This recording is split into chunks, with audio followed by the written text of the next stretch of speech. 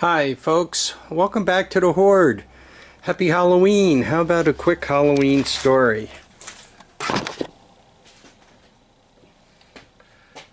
Many of you know, and I've told you guys before, back in my younger days, I was an engineer with a major computer company here in the Hudson Valley. I retired from them after many years.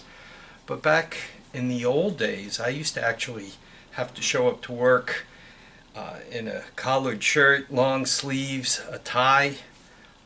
Was expected to wear a jacket. I mean, they didn't even have casual Fridays yet. So that was what it was like when I first got to this company. But I worked with a bunch of young guys. We all kind of finished college or tech school about the same time. So, you know, I worked with a lot of characters. They were a lot of fun. Halloween, that was always good for some tricks. One of the guys brought in this scarecrow type thing, life-size stuffed toy. And we used to leave it all over the place. You have to picture, back then everything was standardized. Typically when you walked in an office, there was a file cabinet, desk, file cabinet, desk, and there was kind of enough space in the back of the office where if you wanted to, you kept a spare chair so that if, you know, somebody came in, you could kind of lean back and talk to the person who was in the spare chair at your right and talk to your office mate at your left. Anyway, it was a favorite thing to take this scarecrow and leave it in the spare chair in people's offices, and then, you know, once it was in your office, you'd take it and move it to somebody else's office. We had a guy we worked with, kid from up Boston Spa way, Victor. He took the clothing he built the scarecrow out of, and he dressed himself in that clothing. He put the mask on, the straw hat, and, you know, stuffed his clothes with the bubble wrap. And there he was, dressed as the scarecrow. And he would go to folks' offices and sit there, and you'd be working, and suddenly he'd start to move, or he'd grab your arm or something, and that would basically launch you out of your seat. He made the mistake of doing it one time. He told us he was going to do it, so we were kind of lingering about.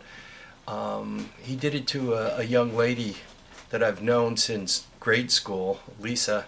He sat in her office, and you know, she's working away, and he decided to jump up and scare her.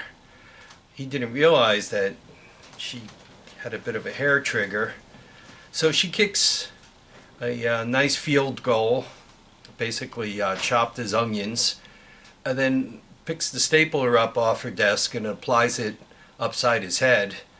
And you know, poor Vic the Scarecrow is now down.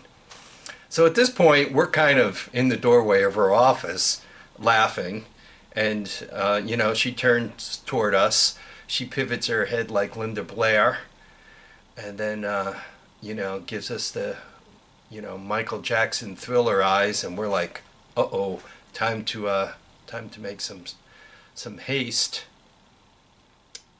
I was the first one to take off down the hall, and I was smart enough to hook a quick left and go through the double doors and go out into the parking lot, figuring I could always put a car between myself and Lisa, and, you know, just in case she was still carrying the stapler, and I would be okay. So that's what I did. A couple of the other characters ran off in all directions, but the person she followed ran into the men's room. So he runs into the men's room, and she runs right in behind him, getting ready to chop his onions and whatever else she was going to do for him. And sure enough, who's sitting in the stall? Second level manager. So as they come hooting and hollering into the bathroom, you know, he makes himself known, and it's like, uh-oh, we're in a whole heap of trouble here. Luckily, the people I worked with weren't much for for dropping a dime, so to speak. They would keep their mouth shut. They would talk about their own individual contribution to whatever incident occurred, but they wouldn't, you know, tell anybody else's involvement. And personally, for me, I was considered an engineer, so I would have been, if somebody dropped a dime on me, I would have been in a little more trouble than most, because theoretically engineers are supposed to know better, right? Theoretically. So, the story that was told was actually ingenious. The person who went into the men's room first said that, you know, he was joking with somebody and walked into the men's room. Then Lisa said she accidentally walked into the men's room, and then when she saw the person in there, she started yelling at him, thinking it was the ladies' room, and then realized it was the men's room, and there was that. Those were her stories. About Victor the Scarecrow, he claims that he, as he was getting into the car, he slipped and hit his face on the door jamb, the edge of the door actually, and that's how he got damaged. We left all the chopped onions parts out. So it's one of the Halloween stories that I always think back at and kind of smile. When I was a kid, Halloween was we considered it a holiday. We considered it a method of income. We used to cover quite a lot of ground. We used to trick or treat on bicycles because I lived in a kind of a housing development with quarter-acre lots. So, I mean, you did have to, you know, cover a little bit of distance. My later trick-or-treating years, they built apartments somewhat close to us, so we'd trick-or-treat on our way down to the apartments, hide our bikes in the basement where the washing machines were. You know, you were able to, typically the apartments had 4 units per building, so you were able to hit 4 all at the same time. Much quicker. And then we trick or treat the outer loop for the way back. So Halloween was a big financial windfall for us. Back then they didn't have a lot of the little bite-sized chocolate bars that they have now. You know, all the various brands.